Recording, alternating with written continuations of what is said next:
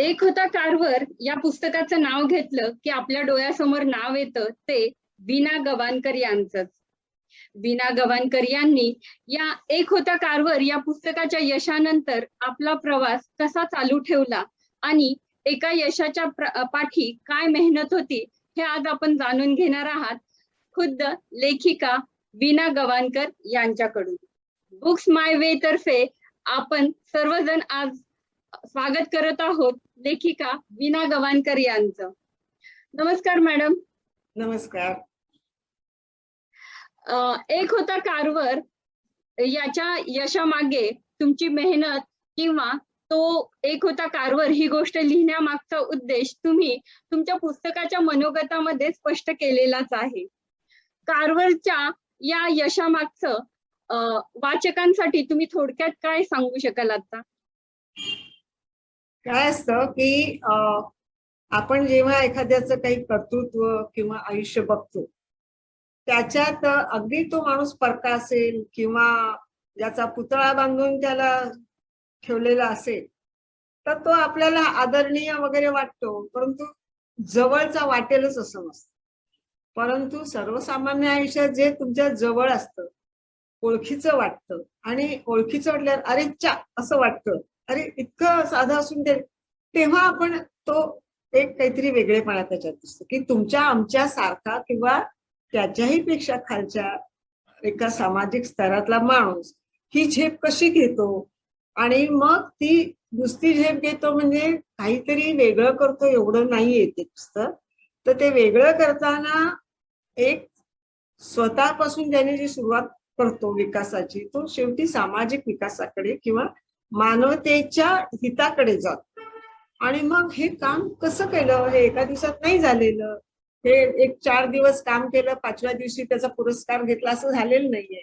तर हे काय आहे तर ही एक जीवनाशी लढा आहे, स्वतःच्या संघर्षाशी लढा आहे, स्वतःच्या समाजासाठी. आणि तो लढा सोपा नाहीये. समाज व्यवस्थेबरोबर लढणं ही फार कठीण गोष्ट असते.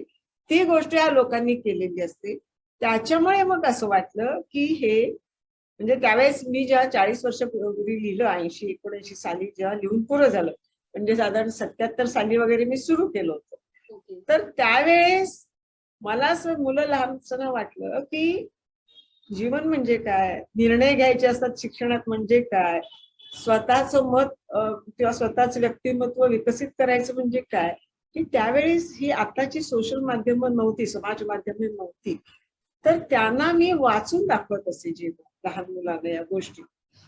तर त्याच्यात मला असं वाटलं की हे पण सांगितलं पाहिजे की शिकता शिकता म्हणजे नुसतं काय करता तुम्ही. शिकता म्हणजे मार्क्स मिळवणं, शिकता म्हणजे वरच्या इयत्तेत जाणं, चांगली नोकरी लागणं, चांगली नोकरी म्हणजे चांगला पगार मिळवणं आणि चांगला पगार म्हणजे सुखी समृद्ध आयुष्य जगणं, एवढंच ते शिक्षणाचा हेतू आहे.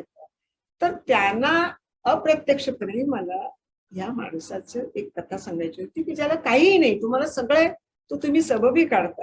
ज्याला काही नाही, ज्याला कोणीही नाही, तर सबबी कोणासमोर मांडले. तर याच्यातून तुम्ही शिकलं पाहिजे हे सांगण्यासाठी मी त्यांना कारवर सांग आणि ते सांगता सांगता मग ते लिहिलं. अच्छा. आणि आज आता कारवर प्रकाशित होऊन 45वी आवृत्ती त्याची निघालेली आहे. आजकाल सगळेजण बोलतात की इंटरनेटच्या जमान्यात पुस्तकं वाचतं कोण, तर त्याच्यासाठी मला वाटतं कारवरचं हे उदाहरण म्हणजे अगदी उत्कृष्ट उदाहरण सांगता येईल. वाचणारा एक गट आहेच, वाचणारा एक वर्ग आहेच समाजात. म्हणून तर नाही तर पुस्तकं छापली कशाला गेली असती. अगदी कोणीच वाचत नसतं तर पुस्तकं वाचत. त्याच्यामुळे प्रमाण आहे जे काही जे टक्केवारी ती बदलली, लोकसंख्या बदलली पण टक्का तोच आहे. तेवढ्या जे लोक आहेत ते वाचणार. आजकाल मुलांनी कारवर कडून काय शिकावं असं वाटतं? कारवर कडून प्रयत्नांची पराकाष्ठा, सर्वात मोठी म्हणजे श्रमप्रतिष्ठा, म्हणजे डिग्निटी ऑफ वर्क. म्हणजे काय, तर हे काम माझं आहे हे नाही, हे अमक्याच आहे ते बाईचं आहे ते घरगड्याचं आहे हे नाही. श्रमाला प्रतिष्ठा हे पहिले. दुसरं म्हणजे आत्मविश्वास स्वतःत निर्माण करण्यासाठी स्वतःला घडवणं. म्हणजे तुम्हाला आयतं काही मिळणार नाही, तुम्ही ते घडवलं पाहिजे तर तुम्ही त्याच्यात यशस्वी. दुसरी गोष्ट महत्वाची म्हणजे अपयशाने खचून जायचं नाही. अपयश झाला तरी तुम्ही प्रयत्नशील राहा, तुम्हाला नवीन मार्ग मिळेल काहीतरी. म्हणजे त्याचं जे बोधवाक्य आहे ना, start where you are with what you have, ते महत्वाचं. तुम्ही वाट बघू नका, तुम्हाला कोणतरी मदतीला येणार आहे, तुम्हाला कोणीतरी तुम्हाला कुबड्या देणार आहे, चालायला बघू नका. तुम्ही स्वतःच तयार व्हा, जिथे आहात तिथून पुढे जा आणि निराश होऊ कुठल्याही गोष्टी. आणि सर्वात महत्वाचं म्हणजे तुमच्या आयुष्याचं प्रयोजन काय, हे जर पुस्तके वाटलं तरी ते महत्वाचं वाक्य आहे. तुम्ही जगता आहात कशाचं, प्रयोजन काय तुमचं, ते तुमचं तुम्ही शोधलं. इथे नाही जायला मिळालं म्हणून मी तिकडे गेलो, तिकडे एंट्री नाही मिळाली, तिकडे प्रवेश नाही म्हणून इकडे गेलो, हा मार्ग नाही जगण्याचा. तुम्ही निश्चित ध्येय हवं आणि त्या ध्येयाचा अभ्यास हवा, हे मला त्याच्यातून सांगायचं. कार्व्हल नंतर तुम्ही आयडा स्कडर किंवा गोल्डा, त्याचप्रमाणे रोझलिंड फ्रँकलिन या स्त्रीवादी चरित्रांवर तुम्ही लेखन केलं. तर त्यांच्यापासून प्रेरणा घेऊन तुम्ही कसं हे साहित्य लिहिलं गेलं त्याविषयी थोडस सांगाल का? म्हणजे कसं आहे, मी मुळात लग्नाच्या आधी 5 वर्ष मी लायब्ररियन होते कॉलेजमध्ये. म्हणजे मी लायब्ररियनचा डिप्लोमा केलाय, पोस्ट ग्रॅज्युएशन केलेलं आणि लग्नाच्या आधी मी, आणि ते लायब्ररियनचा कोर्स केला तोचमुळे वाचनाच्या आवडीतून केला. दुसरी कुठली नोकरी करायची नव्हती बँकेत, कंटाळ. मी तरुण असताना बँक आणि शिक्षण दोनच क्षेत्र होती बायकांना, मला दोन्ही नको होती, म्हणून मी लायब्ररियन झाले आणि त्या काळात मी खूप वाचले.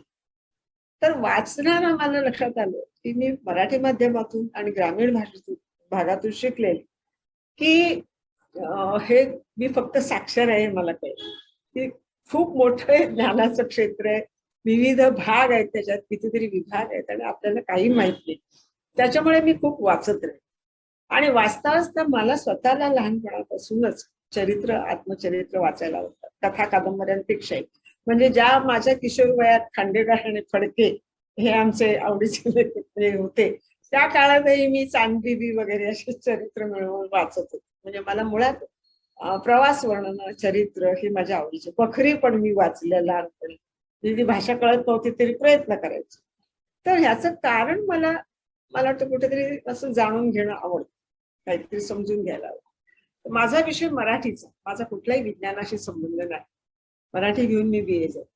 पण मग असं जेव्हा माझ्या वाचनातून मला असं कळतं की अरे, ही माणसं किती वेगळी आहेत, ह्यांनी कसं आयुष्य जगलं. तर मी जेव्हा लायब्ररीत पुस्तक शोधायला जाते तर स्वाभाविकपणे माझा आवडीचा कप्पा असतो चरित्र आत्म. कुठल्याही देशात कुठे गेले तरी लायब्ररीत गेले की मी चरित्र आत्मचरित्राचं शेल्फ कधी आधी जाते. तसं मला ती लीज मायटर त्यावेळेस. आणि मग सवयीने मी जॅकेटचं पुस्तकाचं वाचलं, अरे बापरे, हिचं 15 वेळा नोबेलसाठी नाव दिलंय, म्हणजे बाई केवढी थोड असणार, मिळो न मिळो पण 15 वेळा जिला नामांकन मिळाले नोबेलचं, ती बाई ग्रेट असणार. म्हणून घरी आणून पुस्तक वाचलं आणि मग कळलं की आज आम्ही अणुविखंडनाचा शोध जो आहे तो ऑटोहनच्या नावावर आहे, पण तो खरा हिस्सा आहे. म्हणजे 20व्या शतकात 2 महत्वाच्या स्त्रिया सायंटिस्ट आहेत, एक लीज मायटनर जिने अणुविखंडनाचा शोध लावला, दुसरी DNAचं स्ट्रक्चर उभी करणारी रोझलिंड फ्रँकलिन, जिच्यामुळे जीवशास्त्रात मोठी क्रांती झाली. आता ह्यांची नावच नाहीत कुठे, आपल्याला फक्त मादाम क्युरी माहिती. दुसरा बोट कोणासाठी ठेवायचं. तर ह्या 2 स्त्रिया मला असं वाटतं. आणि त्या का मी सांगितल्या, नुसत्या त्या नोबेलच्या जवळ जाणाऱ्या त्या होत्या म्हणून नाही, तर त्यांच्या काळात, लीज मायटनरच्या काळात वयाच्या 14व्या वर्षी ऑस्ट्रिया बायकांना शिक्षण कायद्याने बंद होतं. 14 वर्षानंतर शिकू शकत होती. अशा काळात शिकायची सोय मिळाल्यावर ती बाई शिकते आणि अतिशय कठीण किंवा अतिशय विरोधी परिस्थितीत ती स्वतःला घडवते. आणि ती जर्मनीचा तुम्हाला इतिहास माहिती असेल तर हिटलरच्या काळात तिला तिथे कसं काम करावं लागतं, ती कशी स्वतः अक्षरशः कॉफीचा कप तिथे ब्रेड याच्यावर जगते. आणि एवढं होऊनही ती विज्ञानावरची निष्ठा, मगाशी तुम्ही कार्व्हरचा प्रश्न विचारला ना, कार्यनिष्ठा म्हणजे काय, तुमच्या कामावरची तुमची निष्ठा म्हणजे काय. आणि एवढ्या गरिबीत राहूनही जेव्हा प्रसिद्धीचा एक तिच्याकडे येतं तेव्हा पैशासाठी मी माझं हे करून घेणार नाही, असं स्वतःच स्खलन करून घेणार नाही म्हणून जी बाई ताठ राहते, तर ती बाई आपल्याला माहित आहे. तर त्यांना त्यांच्यासारख्या अडचणी आपण निर्माण करू नये, आपण त्यांना मदतीचा हात दिला पाहिजे. किंवा जसं आपण म्हणतो ना, नैसर्गिक पर्यावरण, पर्यावरण राखलं की आपोआप सगळ्या प्रजाती टिकतील असं आपण विज्ञानात म्हणतो.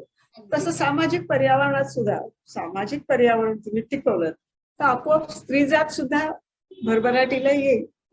त्यामुळे मी तसंच आहे ते.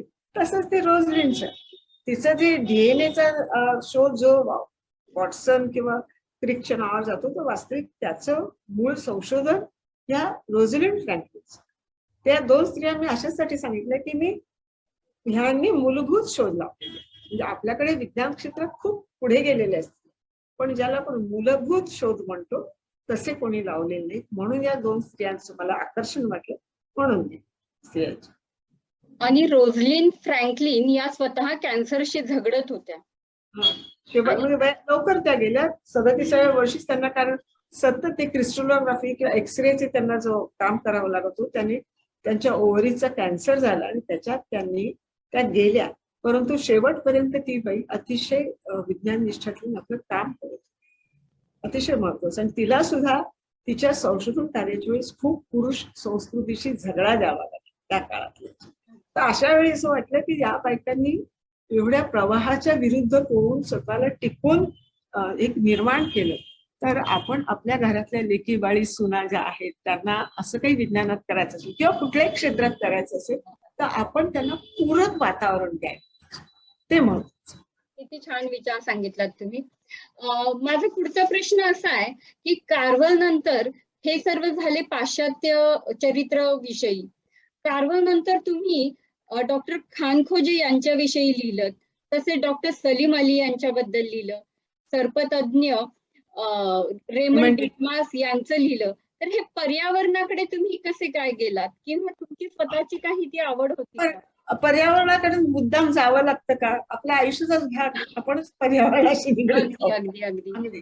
म्हणजे तुम्ही चित्र काढत जरी बसला तरी तुम्ही कुठे काय अवकाशात राहून काढणार नाही. तुम्हाला कुठेतरी जमिनीवर पाय ठेवूनच करावं लागणार. तुम्ही ड्रॉइंग करतानाही आपण डोंगर, सूर्य, झाडं, फुलं काढतो. तुम्हाला सगळं छान. तुम्हाला जो कागद हवाय तो पर्यावरणातूनच तुम्ही रंग कुठून तयार करणार, तुमचे ब्रश कुठून तयार करणार. म्हणजे काहीही तुम्ही केलं तर म्हणजे माणूस हा पर्यावरणाचाच हिस्सा आहे, तो वेगळा नाहीच आहे. तर हे आम्ही विसरतो. म्हणजे मग तुम्ही म्हणता जेव्हा प्राण्यांचं हे करते तर नुसते प्राण्यांशी संबंधित असतं किंवा सालिमाने म्हणजे नुसते पक्षी निरीक्षण नाही येते, पक्षी निरीक्षण नाही तर पक्षी वर्तन म्हणजे काय, पक्षी असा का वागतो, मग पक्षी खातो काय, त्याची विणीचा हंगाम कधी असतो, विणीच्या हंगामात त्याचं वर्तन कसं असतं. म्हणजे एक साधी गोष्ट आहे की आम्ही पक्षी नको म्हणतो पण पक्षी नको म्हटलं तर पक्ष्याची पिलं जेव्हा घरट्यात असतात तेव्हा त्यांना त्यांचं खाणं असतं ते मृदुकाय कीटक, अळ्या. त्या पक्षी तुमच्या पिकावरच्या झाडांवरच्या अळ्या गोळा करून आपल्या पोरांना खायला घालत असतात. म्हणजे किती अळ्यांचा संहार त्या करत असतात. तर तुम्ही ते पक्षी मारल्यावर तेवढ्या अळ्या तुमचं पिकं खाणार आहे. तर हे सगळं तुमचं एकमेकाशी जोडलेलं. जेव्हा मी कार्व्हरचं लिहिलं किंवा वाचलं बसत असताना त्याचंही माझ्या असं लक्षात आलं की त्यांनी नुसती शेती असं नाही केलं, शेतीशी मानवी आयुष्य कसं जोडलेलं आहे, तुमच्या खाण्यात बदल कसे हवेत, तुम्हाला त्याच्या वापरासाठी तुम्ही काय केलं पाहिजे, पर्यावरण राखून तुम्ही कसं जगू शकता हेच त्यांनी सांगितलं. तर सर्पतज्ञ रेमंड डिटमास म्हणजे नुसतं सापाचं कौतुक नाही केलं ते. बरोबर. साप एक तुमच्या प्राणी किंवा साप हे तुमच्याच आयुष्याचा एक भाग आहे. तुम्ही त्यांच्या सृष्टीत आक्रमण करता, मुळात ते आहेतच. तर हे सगळे संबंध जोडणं आहे. पर्यावरण म्हणजे फक्त दुर्बीण हातात घेऊन जाणं नाही. पक्षी निरीक्षण सालिम अलीनी जेव्हा सगळ्या पक्ष्यांचा अभ्यास केला त्या तुम्ही प्रामुख्याने पक्ष्याचं पर्यावरण स्थान काय, म्हणजे हे जे निसर्ग चक्र आहे, वनस्पती आहे, प्राणी, पाणी, याचा जीवन साखळीत काय संबंध आहे हा त्यांचा. जेव्हा आम्ही डास मारण्यासाठी कुठली तरी धुराची लावतो तो जो डास मारतो तो धूर तुम्हालाही त्रासदायक आहे. म्हणजे एका जीवाला जे वाईट ते दुसऱ्या जीवालाही वाईट. जेव्हा फवारणी कराल विषारी औषधाची, पिकांवर कीटक येऊन येतो, ती फवारणी तुम्हालाही त्रासदायक होणार. म्हणून निसर्गाच्याच नियम पाळून निसर्गाशीच तुम्ही एकनिष्ठ काय म्हणून त्याच्याशी प्रामाणिक राहून तुम्ही सगळं केलं पाहिजे. तुम्ही जर कृत्रिमपणे काय करायला गेलं तर त्याचे दुष्परिणाम तुम्हाला भोगायचे. असा तो सगळा एकूणच म्हणजे ज्याला आपण म्हणतो की मी लहानपणी खेड्यात वाढल्यामुळे मला जरा शहरापेक्षा मी म्हणेन जास्त निसर्गाच्या जवळ मला राहायला मिळालं. त्या ह्याच्यात मला कुठेतरी ती ओढ आली.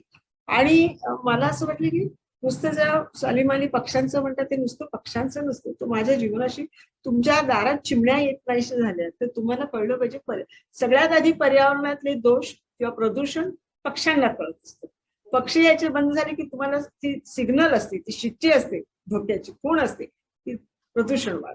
हा आमचा तुमच्या जीवनाशी संबंध आहे. मासे पाण्यात मेलेले आढळायला लागले तुम्हाला तर तुम्ही म्हणाल ना कुठलं तरी विषारी पाणी त्याच्यात येते, ते तुमच्या आयुष्याशी जोडलेलं आहे. तेव्हा पर्यावरणाचा अभ्यास म्हणून वेगळा करता येत नाही. एकच आहोत आम्ही, त्यातलेच आम्ही आणि म्हणून ते सांभाळायचं.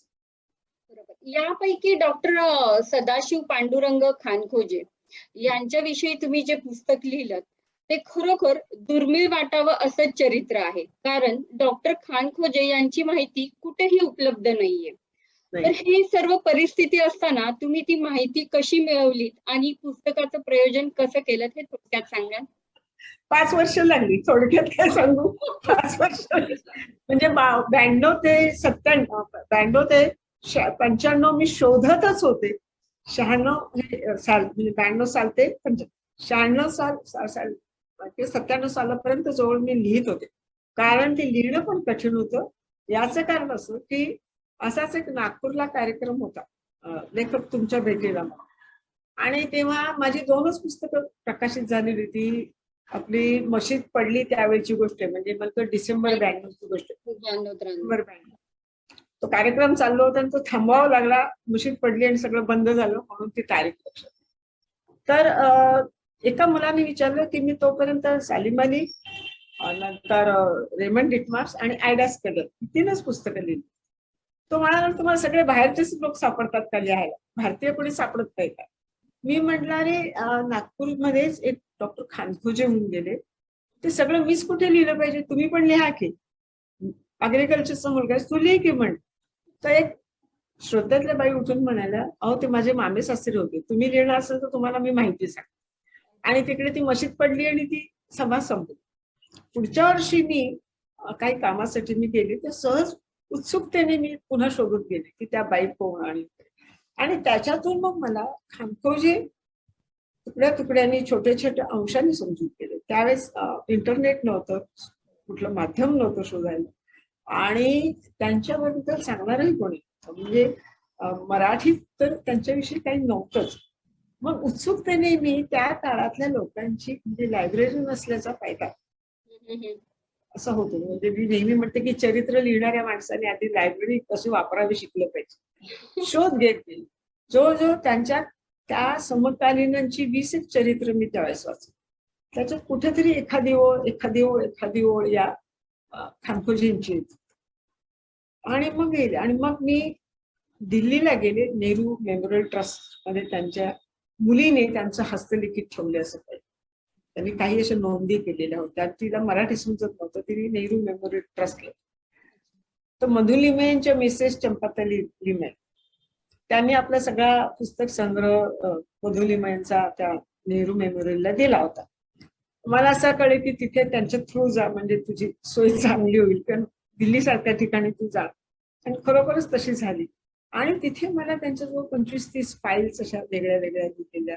तिथे 8 दिवस बसून मी नोंदी घेऊन काही झेरॉक्स घेऊन मग मी कलकत्त्याला गेले. कलकत्त्याला मी शोधायला गेले तिथल्या लायब्ररी. तर तिथे गदरची माहिती सांगणारी किंवा ह्या काळातली माहिती सांगणारी बरीच पुस्तकं होती आणि मी तिथे चाळली. आणि मग त्याच्यात खुशवंत सिंगांचं पण एक पुस्तक सापडलं. आणि मग लक्षात आलं की खानखोजेंचं नाव कुठेच नाहीये, सगळे शीख लोकांचीच नाव आहेत, तिथल्या लोकांचीच नाही. मग कारण हे माहितच नाही. मग असं होतं, मग जे कोणाला माहित नाही आपल्याला माहिती होत आहे ते शोध घेऊन सांगितलंच पाहिजे. मग तिथून मी पुण्याला गेले. मग केसरीत त्यांची काही पत्र आलेली होती, त्यांच्यावर काही लेख होते. त्यांनी एक स्वतःच्या म्हणजे आत्मचरित्रात्मक एक लेखमाला सुरू केली होती, ती त्यांनी अर्धवट ठेवली होती 53 सालची. ती केसरीच्या त्या आर्काईव्ह मध्ये मला मिळाली. असं सगळं घेऊन मी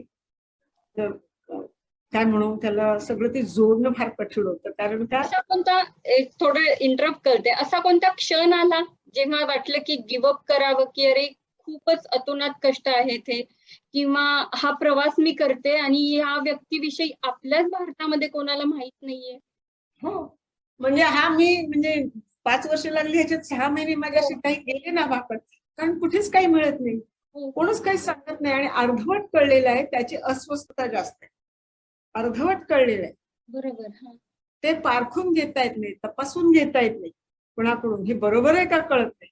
आणि ही एवढं कसं असतं, की आता समजा तुम्हाला एक व्यक्ती माहिती आहे तुमच्या ह्याच्यातला कोणी, तो तुम्हाला साधारण त्यांचा जीवनक्रम ऐकून तरी माहिती असतो. पण XYZ तुम्हाला माहितीच नसलेली व्यक्ती तुम्ही सगळे, तर तुम्ही सुरुवात कुठे करणार, शोधणार काय आणि कसं शोधणार? अंधारातच उडी असते ती. आणि त्यावेळी अनेक वेळेस सुद्धा आता हाताला काहीच लागत नाही, कोणालाच काय नाही. म्हणजे इतकं झालं की मी नागपूरला असताना एका रिटायर्ड व्हाईस चान्सलरला भेटायला गेले आणि मी म्हटले, मी कारण ती जुनी व्यक्ती होती, रिटायर्ड झालेली होती. म्हटलं साधारण हे 67 साली वारलेली खमकोजे, तर मग ह्या नागपूरचे त्या माहिती असेल ना. तर मी गेले काही नाही.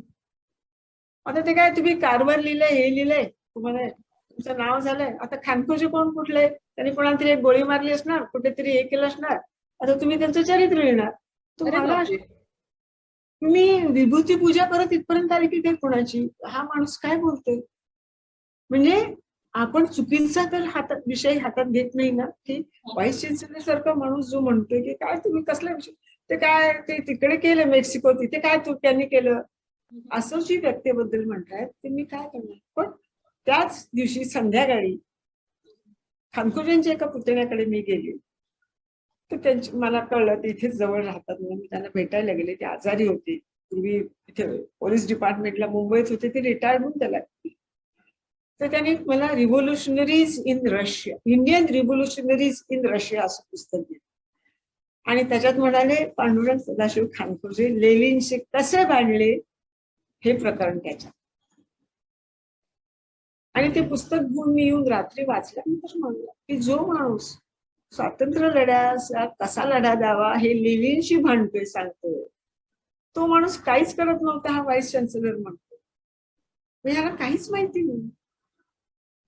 आणि एवढंच नाही, तर जेव्हा मी वेगळ्या वेगळ्या कृषी विद्यापीठांना पत्र पाठवलं, यांचं कृषी कार्य काय माहित असेल तर कळलं.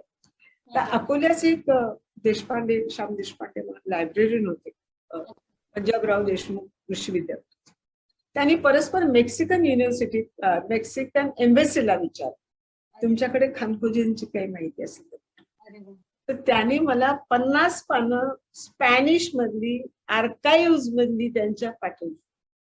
आता ती स्पॅनिश मध्ये, पण त्याच्यात खानकोजेंचे फोटो होते, कणीस घेतलेले, शेतात काम करतानाचे. आणि मग त्यांची मुलगी मुंबईला आली, तिला म्हटलं माझ्याकडे अशी, त्यावेळेस एवढ्या सोयी नव्हत्या, 90 सालात मोबाईल नव्हते, काही नव्हतं, फोनवरती कम्युनिकेशन, पत्र, तारा आणि फोन. तिला आलीस तर ये म्हटलं माझ्याकडे असं. ती 2 दिवस वसई लावून माझ्याकडे राहिली. तिने ती स्पॅनिश पानं वाचली, मला हिंदीत अनुवाद सांगितलं. आता म्हटलं म्हणू नये, पण कुणाच्याही डॅश डॅशची हिंमत नाहीये तो कुठून कारण मी ते original documents from Mexican embassy ते अजून मी जपून ठेवलेले, की कारण हे त्यांच्या आर्काइव्ह मधून आलेले, की खानकोजेंनी त्याला कोणी ऑर्ग्यूज करू शकत नाही. तर असा तो तुम्ही म्हणता तसं की ह्या खानकोजे पुष्कळ लागणारे आपण म्हणतो, पण काहीच मिळत नाही, लिहायचं काय. आणि त्याची जी उत्सुकता किंवा बेचैनी असते ती फार असते. म्हणजे अक्षरशः अंगात ताप यावा इतकी ती बेचैनी होती माझी, की कारण मी खूप त्यावेळेस 20-25 चरित्र वाचली, इतिहास समजून घ्यायचा प्रयत्न केला. आणि तो सगळा जो काळ होता तो विलक्षणच होता. म्हणजे सगळ्यात जास्त त्रास या पुस्तकाने मला दिलेला. हे तर सर्व झाली चरित्र. तुम्ही मृत्यू पश्चात किंवा आपण म्हणू की त्यांचं कार्यकाल झाल्यानंतर लिहिलेली चरित्र. पण रॉबी डिसिल्वा यांना तुम्ही स्वतः भेटलेले आहात आणि त्यांचे अनुभव कसे होते तुम्हाला? तो एक वेगळाच प्रवास होता. एक तर जिवंत माणसाबद्दल लिहिणं कठीण असतं, कारण त्याच्या विरोधातली माणसे. कारण जेव्हा बघा तुम्ही एखाद्याचं आत्मकथन करतो कोणीतरी, किंवा तुम्ही सांगता आणि दुसरं त्याचं शब्दांकन करतो, पण ते आत्मचरित्र किंवा ते शब्दांकन हे एकांगी असतं. तो सांगतो ते ऐकतात, दुसरी बाजू समजत नाही. लेखकाला दुसरी बाजू शोधायची असते. चरित्र लेखक जो असतो त्याला दुसरी बाजू शोधायची असते. तुमच्या म्हणण्यावर सर्वस्वी तो विश्वास ठेवायला, माझ्यासारखा लेखक तुम्हाला दुसरी बाजू, तुम्ही सांगताय हो एक बाजू, त्याची दुसरी बाजू काय, हा संशयाचा एक काय म्हणू दृष्टी असते संशय घेण्याची. तर तसं जेव्हा मी म्हणजे सुरुवात झाली ती अगदी म्हटलं तसं ते मला योगायोगाने बँकेत भेटले, ओळख केली, बोलता बोलता अशाच गोष्टी करताना त्या निघाल्या. डिझाईन क्षेत्रातली मला ओढ का ठोक काहीही माहित नाही. मी कधी लहानपणी शाळेत काही चित्र काढली असतील तेच मला नाही. डिझाईन हे वेगळं असतं हे मला नंतर कळलं. Corporate design, industrial design, graphic design मला काहीही माहित नव्हतं. पण या माणसाशी बोलता बोलता माझी उत्सुकता वाढत गेली. आणि मला जेव्हा कळलं की हा अतिशय सामान्य दिसणारा वयस्क म्हातारा माणूस हा जागतिक कीर्तीचा डिझायनर होता, आणि मी जेव्हा त्यांची काय म्हणू अर्हता किंवा त्यांची शैक्षणिक किंवा त्यांच्या पदव्या बघितल्या, त्याच 2-3 पाणी आहे किती कामं केलीत. तर म्हटलं आपल्या गावातला, आपल्या घरापासून 30 मिनिटावर राहणारा माणूस, आणि ह्याचं कुठेही नाव नाही, काही नाही काही. कारण कसं असतं, काही गोष्टी आपल्याला माहित नसल्यामुळे ते आपण हिशोबातच धरत नाही. तसं त्यांचं क्षेत्र हे आम्हाला कोणाला माहित नसल्यामुळे ते नेमकं काय करतात हेच आम्हाला माहित. बरं, राहणी इतकी साधी आणि इतकी ते ह्या सगळ्यापासून दूर, नाही तर आपला एक स्वतःचा डांगोरं पिटण्याची पण हौस असते, तीही नाही. त्याच्यामुळे हा माणूस काहीतरी वेगळा आहे. आणि मी म्हणते तशी चरित्रकार म्हणजे शोधत राहणं दुसऱ्याला, हा त्याचा होतो. आणि मी तर त्या बाबतीत अग्रेसिव्ह असते. सांगा ते म्हणजे हे असेच आपण जसे बसलो तसे 8-8 तास, 6-7 तास बसून मी त्यांचं रेकॉर्डिंग केलं आठवणींचं. ते आठवण सगळं घेण्यासारखं नसायचे, कारण ते त्यांचं वय लक्षात घेता किंवा त्यांना भरभरून बोलायचं असतं, मग ते खूप बाजूला जायचे, परत त्यांना ट्रॅकवर आणायचं. विशेषतः ते बाळपणातून त्यांचे बाहेर निघत नव्हते लवकर, त्यांना लहानपणीच्या आठवणी खूप यायच्या. त्यामुळे हळूहळू त्याचा निचरा झाल्यावर मग नवीन ते बोलायला लागले. हे खूप होतं. आणि ह्याच्यात माझी धावपळ अशी व्हायची की मला त्याच्यातलं काही माहिती. ते मोठी मोठी नावं घ्यायचे, मी इकडे कागदावर लिहिलेली असायची, आणि ते गेले की नशीब त्यावेळेस मला थोडं साक्षरता आलेली, मग मी ती शोधायचे. मग वाटायचं अरे बापरे, हा माणूस एवढ्या मोठ्या लोकांच्यात होता, ही नावं घेतली, दादा माणसं आहेत, ही तर पहिल्या 10 टॉपची माणसं आहेत. मग म्हणजे आपल्याला संदर्भ कळल्यावर त्या संदर्भात हा माणूस मोठा कसा होता हे कळत. आणि मग ते प्रत्येक गोष्टीचा मला पुरावा द्यायचे. मी म्हणायचे ना, अहो तुम्ही सांगते पण हे कशावरून एवढं मोठं, थांब तुला. मग दुसऱ्या दिवशी ते ओरिजिनल कधी त्यांनी दिलं नाही, झेरॉक्स आणून द्यायचे. आणि माझ्याकडे एवढं मोठं झेरॉक्स त्यांचं, सगळ्याचे झेरॉक्स, काही म्हणलं की ते झेरॉक्स. आणि एकदा मला म्हणाले त्या बोजेरीचं ते जे त्याचं त्यांनी पुस्तक काढलं 50 वर्ष पूर्ण झाल्यावर, त्याच्या कव्हरवर माझं नाव. म्हणजे कव्हरवर कसं काय, दुसऱ्या दिवशी एवढं तो ग्रंथ घेऊन आले, तर ते हार्ड वाऊंड त्याच्या कव्हरवरती जी अनेक नावं होती त्याच्यात रॉबर्ट डिसिल्वाचं पण नाव होतं. हे आमचे डिझायनर होते.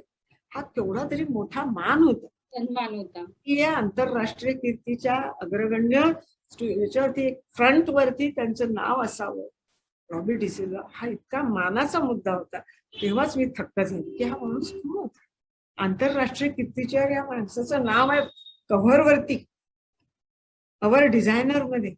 तर हे जे आहे हे फार मोठं, म्हणजे तो काळ फार विलक्षण होता. कारण आपल्याला एखादी गोष्ट कळली दुसऱ्या कोणालाच माहित नाही, अशा वेळी जे होतं कोणाशी बोलता येत नाही, कोणाला सांगता येत नाही, कोणाशी चर्चा करता येत नाही, कारण कोणाला काही माहितच नसतं. म्हणजे आपलं अज्ञान किती असतं ते मला या सगळ्या लोकांनी दाखवत गेले की तू किती अडाणी आहेस. हे सगळं शोधणं हे फार याचं होतं.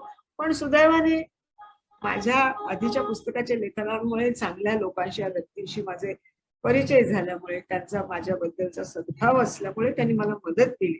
आणि हे सगळं मला शोधणं, समजून घेणं, मांडणं त्याच्यामुळे सोयीचं.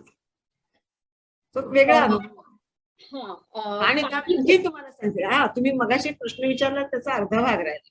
हा हा की मी त्यांना त्यांचे जे कोणाशी त्यांचे समकालीन जे होते 60, 70, 80 सालातले ते पण हयात जे होते त्यांना भेटणं हे मला गरजेचं वाटलं, की त्या तरुणपणात हा माणूस कसा होता किंवा खरंच मला वाटलं तेवढे ते मोठे आहेत का. तर अच्छा. त्यांना भेटून आल्याचं कळलं, त्यांना राग आला, कारण ह्यांचं त्यांची पूर्वी काहीतरी वाजलेली. अरे बाप. तुला कोणी म्हणजे ती चिडखोड होती, तुला कोणी सांगितलं की गोइंग ऑफ द ट्रॅक, मला 3 महिने आता भेटू नको म्हणून. 3 महिने काय करायचं? आणि ते दुर्वास ऋषी की चिडले ते चिडले. पण मी त्यांना सांगितलं, म्हटलं सर तुम्ही आत्मचरित्र लिहिताना काहीही लिहा. चरित्र मी लिहिलं तेव्हा मी दुसरी बाजू तपासल्याशिवाय राहणार. मी लिहिलेलं तुम्हाला दाखवेल, ते जर तुम्हाला खोटं वाटलं तर नाकार, आवडलं नाही तर ठेवा, पण खोटं वाटलं तर नाकार. पण ते झालं नाही, मग ते शांत झाले. परंतु हाही मलाही ताठ राहावं लागलं आणि त्यांना असाही सामना करा की मी चरित्र लिहिते, तुम्ही आत्मचरित्रात काही लिहा, मी काही म्हणणार, अच्छा. चरित्र लिहिताना तुम्ही माझ्यावर असं बंधन घालू शकत नाही. विलासराव साळुंखे यांच्या वर तुम्ही पुस्तक लिहिले, भगीरथ भगीरथ आणि आर्य महाराज. तर ते पाणी प्रश्नावर काम करत होते, तर त्यांचा अनुभव कसा होता तुमचा? ते त्यांचं ते वारले होते 2003 साली, 2 साली, 3 साली मला एका ह्यांच्याकडून म्हणजे असं विचारणा झाली की तुम्ही असं असं लिहाल का पुस्तक. मी म्हटलं असाईन वर्क मी कधीच करत, कारण आपल्यावर बंधन आहे. मला आवडलं तर मी लिहिते, तुम्ही विषय सुचवा, पण मला आवडलं तरच मी. तर म्हणे किती दिवस लागतील? मला किमान 2 महिने लागतात जवळ. मला असं वाटलं, खात्री झाली पाहिजे, कारण त्यांनी दुष्काळी भागात काम केले. वसईत 100 इंच पाऊस पडतो, मला कसं कळणार दुष्काळ काय असतो. माझ्या विहिरी भरतात म्हणलं तुडुंब, मला कसं कळणार. त्याच्यामुळे मी अभ्यास करेन त्या माणसाने काय केलं. आणि मग जेव्हा मी पाणी पंचायत योजना, तुम्ही जर पुस्तक ते वाचलं असेल तर जे लाभधारक आहेत त्यांना मी भेटले जेव्हा, तेव्हा लक्षात आलं की या इंजिनियर माणसाने सामाजिक कार्य करताना इंजिनिअरिंगचं ज्ञान वापरून किंवा एक समाजाचं एक स्वतःचे चालू असणारे कारखाने कर्जात गेले तरी सुद्धा उभं त्यांनी जो पाणी प्रश्नाचा उत्तर शोधलं. आणि जलव्यवस्थापन म्हणजे काय, समन्यायी पाणी वाटप म्हणजे काय, हे जे महत्वाचे विचार होते. त्याच्यात सर्वात महत्वाचा विचार मला त्यांचा वाटला की जसं माझ्या भोवतीच्या हवेवर माझा हक्क नाही, तसं जमिनीतल्या पाण्यावर तुमचा हक्क आहे. हे नैसर्गिक संसाधन आहे, त्यामुळे ते सर्वांचं आहे, म्हणून ते तुमची जमीन नसली तरी तुमचा पाण्यावर हक्क आहे. हे जे विचार होते हे मला खूप आय ओपनर होते, डोळे उघडणारे होते. आणि मग मी ते पुस्तक त्याच्यासाठी तिथं काही कुठे माहितीच नाही. 108 लोकांच्या मी मुलाखती घेतल्या, बिलीव्ह इट. त्यात माधवराव चितळेंपासून सोमा धनगर या रेंजमध्ये 108 लोकांच्या. तुम्ही लिहिलेल्या आतापर्यंतच्या पुस्तकांपैकी तुमचं स्वतःचं आवडतं पुस्तक कोणतं? त्या 40 कॅसेट्स माझ्या भरल्या. त्या वॉकमन असायचं पूर्वी, त्या 40 उतरवून काढाव्या लागल्या मला, ट्रान्सक्राईब केल्या. ही मोठी. आता पुढचा प्रश्न विचार.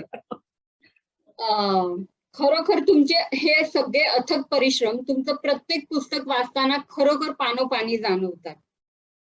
माझा पुढचा प्रश्न हा होता, तुमच्या आतापर्यंतच्या या लिहिलेल्या पुस्तकांपैकी तुमचं स्वतःचं आवडतं असं व्यक्तिचरित्र कोणतं आणि ते पुस्तक तुम्हाला का आवडलं? नाही, असं म्हणजे हा प्रश्न मला नेहमी विचारला जातो, त्याचं उत्तरे माझे तेच आहे. मी लिहिणं हा माझा व्यवसाय नाही, त्याच्यावर माझी रोजीरोटी अवलंबून नाहीये की मला वाटलं तरच मी लिहिते. आणि मला केव्हा वाटतं लिहावंसं की ती व्यक्तीच्या प्रेमात मी पडले तर, नाही तुम्ही कशाला लिहू. बरोबर आहे. म्हणजे मला ती व्यक्ती भावली, आवडली आणि सांगायची वाटली ती पडते, तेव्हा लिहित जेव्हा असते तेव्हा मी पूर्णपणे त्या व्यक्तीच्या सहवासात प्रेमात असते. दुसरं पुस्तक हातात घेईपर्यंत मी त्याच्यात रमले.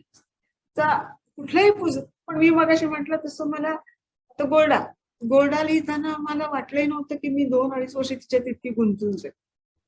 एक वेगळेच व्यक्तिमत्व. आमचे रॉबर्ट डिसिल्वा एकदम वेगळे व्यक्ती.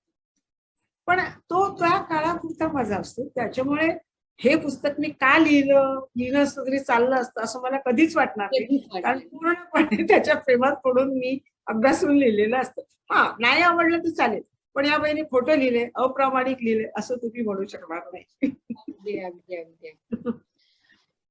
सध्या तुमचं कोणत्या नवीन पुस्तकावर लेखन चालू आहे काय? थोडक्यात सांगा आता आम्हाला. नाही, मी आता एका ब्रिटिश एन्व्हायरमेंटलिस्ट आहे त्याच्यावरच लिहिलेलं आहे. आताच कोरोनाच्या काळात केलंय ते, अच्छा. पण ते सध्या त्या अडचणीमुळे जरा प्रेसमध्ये थांबलेलं. ते येईल लवकरच. तुम्ही एक इंटिमेट डेथ हे पुस्तक लिहिलेलं आहे, जो अनुवाद केलेला आहे तुम्ही. एकमेव अनुभव आहे. हो, एकमेव अनुवाद आहे हा तुमचा. तर तो अनुभव कसा होता? हा, म्हणजे मला आमच्या एका मित्राने, त्यांनी तो कदंब म्हणून वार्षिक अंक काढायचा. ओके. तर त्याने पहिलाच विषय मृत्यू हा घेतला सुरुवात. अरे म्हटलं, तो अंक पहिला काढतोच? नाही, मला तो विषय आवडतो. मला म्हणाल तुम्ही काहीतरी लिहा. म्हटलं मी फिलॉसॉफिकल काही लिहू शकत नाही, कारण तो माझा पिंड नाही. फिलॉसॉफीचा माझा अभ्यास नाही, धर्म अध्यात्म वगैरे माझा अभ्यास नाही. तर म्हणे, मी त्यावेळेस अमेरिकेला चालले होते. तो म्हणाल तुम्ही इकडे जाणार ना, तुम्हाला चांगलं पुस्तक एखादं दिसलं तर त्याच्यावरती तुम्ही करावं. तर मी तिथे हिंडताना मला हे इंटिमेट डेथ पुस्तक छोटंसं, कारण मला फार मोठंही नको होतं, कारण तिथल्या स्टे मध्ये ते लायब्ररीतलं वापरून त्याच हे करून लिहायचं. तर तिथे मी 3 महिन्यात ते आवडलेलं पुस्तकाचे नोट्स काढला हे केलं. ते वाचताना मला माझ्या वडिलांचा, तुम्ही जर ते पुस्तक वाचलं असेल तर, माझ्या भावाचा, हे सगळे मृत्यू आठवले ओके. हा, त्या हा. पुस्तकात. आणि ते असेच होते की मरणाच्या दारात असलेली व्यक्ती हम्म, हम्म, मरणाकडे कसं बघतो, तिच्या भोवतीच्या ह्यांनी कसं बघितलं पाहिजे. हम्म. आणि मरण म्हणजे काय, आपण जन्मतो तेव्हापासूनच साथीला तुमच्या मरण असतं. एक श्वास बंद होतो आणि तुम्ही त्याच्यावर जाता. तर सांगा ती त्याच्यामुळे मृत्यू हा तुमचा सोबतीच आहे, कायम तुमच्या सोबत आहे. एका क्षणी जो तुम्ही त्याच्याबरोबर जातो तोपर्यंत तुम्ही. तर ही त्याच्याकडे बघण्याची एक दृष्टी या पुस्तकात. त्याच्यातल्या 2-3 मुद्दे मला आवडले खूप. ते सत्य की त्याने त्याच्यात फार महत्वाचा, त्या जे बाई तिथे काम करत होते डॉक्टर, त्या म्हणाले की तुम्ही समोरची व्यक्ती तुम्हाला भेटेल आणि तिचा निरोप घ्याल तुम्ही, तेव्हा ती आपल्याला पुन्हा कधीच भेटणार नाही. भेटेल की नाही, आयदर तुम्ही तरी असाल किंवा एक कोणतरी नसेल, तर शेवटचं भेटतंय असं तुम्ही त्या व्यक्तीला, म्हणजे आपोआप तुमच्यात रुजूत आहे. पुन्हा आपण भेटू न भेटू, त्या ज्या भेटाल ते आपण हे शेवटचं भेटतो असं समजा, म्हणजे आपोआप तुमचा त्या व्यक्तीकडे वळण्याचा हा फार महत्वाचा वाटला. की तुम्ही हे गृहीत धरून राग द्वेष लोभ मोह काय असेल ते तिथेच सुटतात. ही व्यक्ती मला भेटेल ना भेटेल, पण मी तिचा रिस्पेक्ट. दुसरी गोष्ट, माणूस मरेपर्यंत बदलू शकतो. हा, शेवटच्या क्षणी सुद्धा तो बदलू शकतो. ते बदलण्याची संधी त्या माणसाला मिळाली तर त्याचा मृत्यू सुखाचा. तिसरी गोष्ट, मृत्यू संबंधी तुम्ही मोकळे, कारण जाणाराही तुम्हाला काय वाटेल म्हणून तो अडकलेला असतो, किंवा तो विचार करत असतो की माझ्या मृत्यूच्या विचाराने हे माझं. तर तुम्ही त्याला पण रिलॅक्स करा, तुम्ही पण रिलॅक्स. असे काही खूप छान मला त्याच्यातून संदेश मिळाले. आणि हे पुस्तक ज्यांनी वाचलं, म्हणजे रवी बापट आपले डॉक्टर, ह्यांना फारच ते आवडलं होते की मृत्यू संबंधी इतका सकारात्मक विचार त्याच्यात आहे. म्हणजे एकीकडे आपण इच्छा मरणाचं म्हणतो की मला आयुष्य नको असेल तर मला संभवता येईल. दुसरा विचार आहे मरण्याच्या आधी तुम्ही मरू नका, तुमचं मरण यायच्या आधीच तुम्ही मरू नका, शेवटपर्यंत जगा, शेवटच्या क्षणापर्यंत जगा. असा हा एक वेगळा मतप्रवाह सांगणारा हा होता. आणि मला ते असं वेगळं वाटलं म्हणून, आणि त्याची भाषा खूप ललित अशी छान होती म्हणून मी ते आणलं. मला इथं आवर्जून विचारावंसं वाटतं की तुमच्या वागण्या बोलण्यात जो हा साधेपणा आहे, नम्रपणा आहे, इतकं यश मिळालं, इतकी प्रशंसा तुम्हाला जाल तिथे प्राप्त होते, तर हा साधेपणा तुम्ही कसा जपला?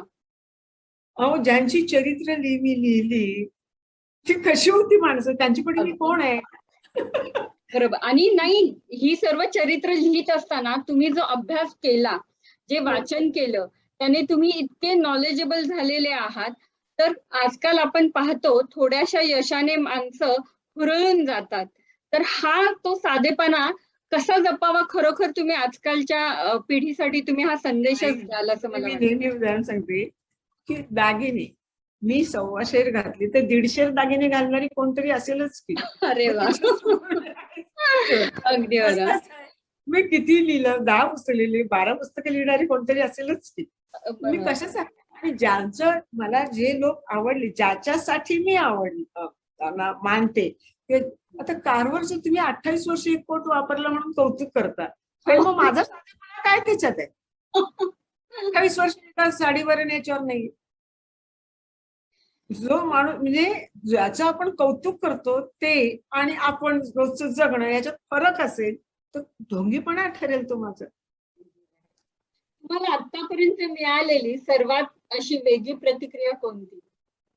मला ना प्रत्येक वाचक काही ना काही अशी वेगळी प्रतिक्रिया देतं की कोणी म्हणतं आमचं आता मृत्यूच्या याच्यामुळे म्हणाले की एकाने मला फार जावयाचं एका सासूबद्दल पत्र की त्या सासू बेडरिडन होत्या, शेवटच्या ह्याच्यात होत्या आणि मी हे पुस्तक वाचलं तेव्हा मला त्यांच्या शेवटच्या त्या टप्प्यात मी त्यांना खूप छान सोबत केली.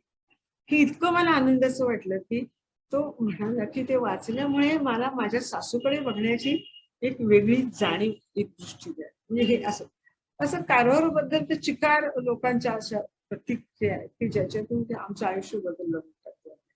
परंतु भगीरथाचे वारस बघून सुद्धा मला तुरुंगातून पत्र आहे की हा की आम्ही इथून पण मला हेही वाटलं की तुरुंगात हे पुस्तक आधी ठेवलं कसं त्या लायब्ररीत. म्हणजे चांगले गृहस्थ दिसत आहेत ते लायब्ररीयन की त्यांनी पुस्तकं ठेवली. तर त्यांनी माझी सगळी तिथे पुस्तकं मिळून वाचली आणि तो म्हणाला की मी तुरुंगातून सुटलो की त्या पाणी पंचायत योजना बघायला जाणार आहे. त्याप्रमाणे तुरुंगातून सुटल्यावर ती व्यक्ती कल्पनाताई सावंतांच्याकडे गेली, त्यांची एक कार्यशाळा अटेंड केली. म्हणजे असं सुद्धा होऊ शकतं. कोणाला त्याच्यातून काय घ्यावं असं वाटेल हा वेगळं असतं. कोणाला म्हणजे काही ठिकाणी तर डॉक्टर्स वगैरे मंडळी जी ग्रामीण भागातली त्याचे किंवा जे संस्था चालवतात, एनजीओ चालवतात, अशा लोकांचे खूप मला भरभरून याच्यासाठी येतात की याच्यामुळे कळतं. किंवा तुमच्या लीज मेंडर आणि यांचं घेतलं रोझलिन फ्रँकलिन, तर जे शिकवणारे आताच्या प्राध्यापक आहेत कॉलेजमध्ये त्यांच्या मला इमेल्स आले की आता आम्ही वर्ग म्हणजे हे विषय सुरू करण्याआधी आम्ही यांची चरित्र सांगतो की बघा. म्हणजे हा सुद्धा एक वेगळा रिस्पॉन्सच आहे. माझ्यासारख्या वाचकांना आणि गृहिणी असणाऱ्यांना तुम्ही काय सांगाल की मी पण गृहिणी आहे ना. मी तेच विचारणार होते की गृहिणी असताना छंद आणि लेखन, वाचन, अभ्यास या सर्वांसाठी तुम्ही वेळ कसा काढला आणि तुम्हाला तुमच्या कुटुंबाकडून कसा प्रतिसाद मिळतो? कारण सर्वांचं नेहमी वाचनासाठी एकच तक्रार असते की आम्ही गृहिणी आहोत आणि आम्हाला वेळच नसतो. तुमचा अग्रक्रम काय? बरोबर आहे.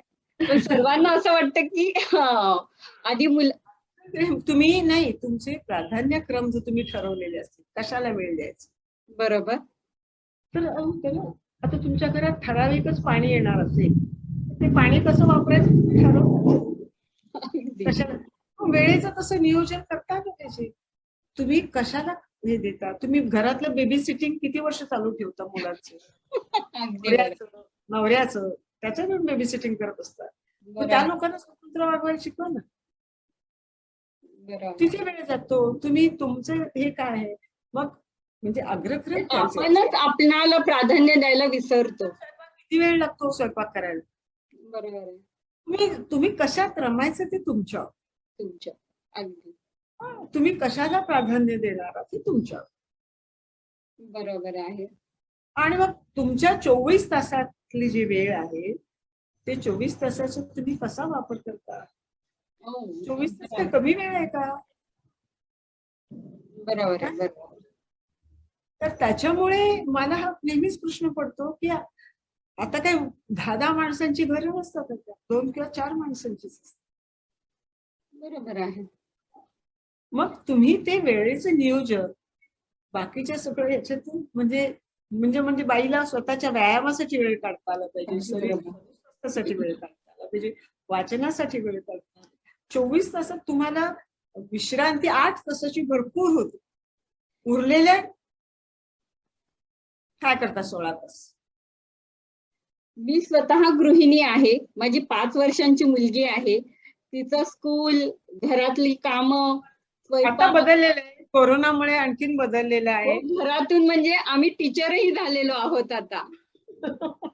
तर आई कम टीचर कम घरातले सर्व गृहिणी हे सर्व असं. करून मी पुस्तकासाठी वेळ काढते. पुस्तक वाचल्याशिवाय झोपायचं नाही. रोज 50 पानं तरी वाचायचीच वाचायची. हे स्वतः स्वतःशी बनवलेले नियम आहेत. मुलांनाही वाचायला लावा, मुलांना वाचून दाखवा. हो, हो, आणि हो.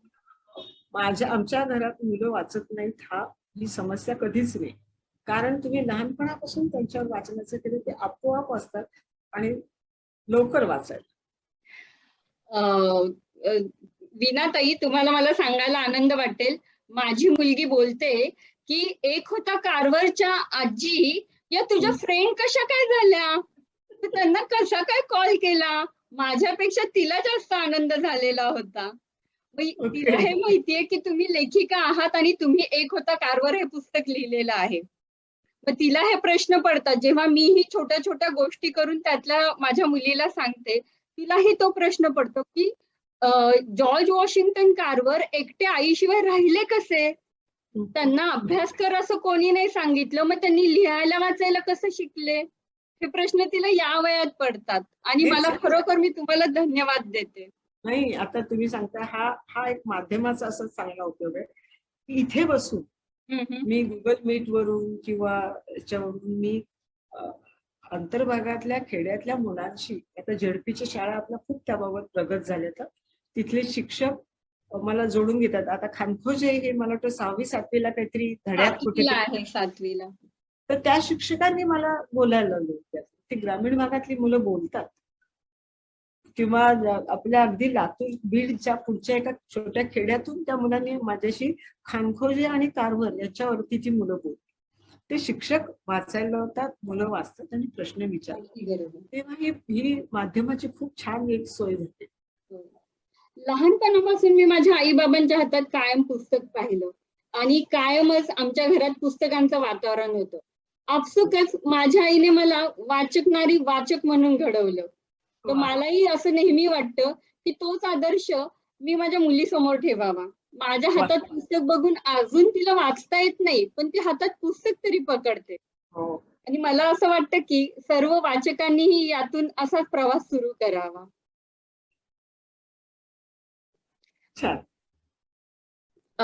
आज आपण बुक्स माय वे या चॅनेलवर वीणाताई तुम्ही आलात आणि तुमचा हा समृद्ध वारसा आपल्या सर्व वाचकांसाठी खुला केलात.